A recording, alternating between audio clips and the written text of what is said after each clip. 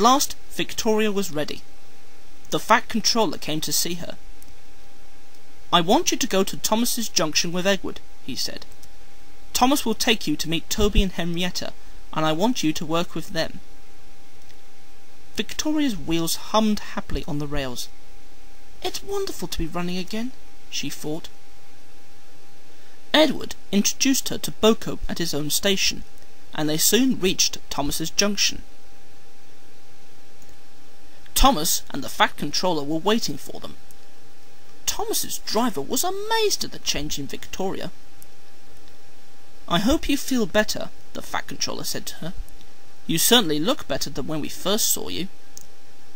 "I feel wonderful, thank you, sir," smiled Victoria.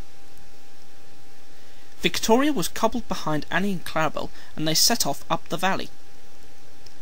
At the station by the river, an inspector met them. "Terence is in trouble," he said. "I'll ride in your cab, Thomas, but go carefully until we know what has happened." A little way along the line, Terence's owner was building a barn. The lane to the barn ran along the top of a cutting just outside the tunnel. That afternoon, Terence had been pulling a trailer loaded with stones for the barn when a boulder had fallen into the lane from the verge.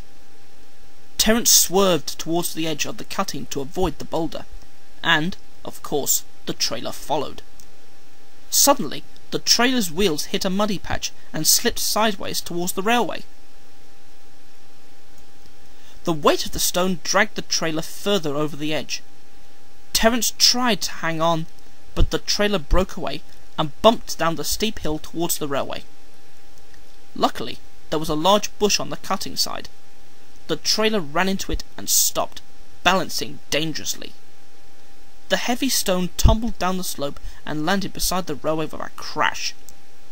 "Thomas's train is due!" gasped Terence. His owner ran to telephone a warning to the station. His call was just in time. With the inspector in his cab, Thomas moved cautiously along the line. By the time they reached the place of the accident, the farmer had managed to fasten the trailer so that it would not move. The inspector made sure that the building stones had not damaged the railway. "All right," he told Thomas's driver as he climbed back into the cab. "Proceed at caution, please, and drop me at the next signal box so that I can report what's happened." Thomas and the inspector reached the top station safely, and found Toby and Henrietta waiting for them. Victoria and Henrietta liked each other at once, and soon became the best of friends.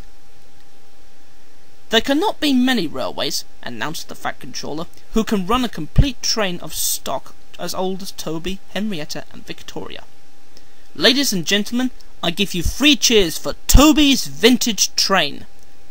I am very proud of all 3 of you, and I know you will be a credit to me." Now Victoria is as happy as can be. She helps Henrietta to take workmen to and from the quarry, and at other times you will see her with Thomas, Annie, and Clarabel, running happily along the valley. She knows she is very lucky. "This is much better than being a summer house in an orchard," she sometimes thinks to herself. "It's great to be useful again." I think we can be sure, can't we, that Victoria will be useful for many years to come.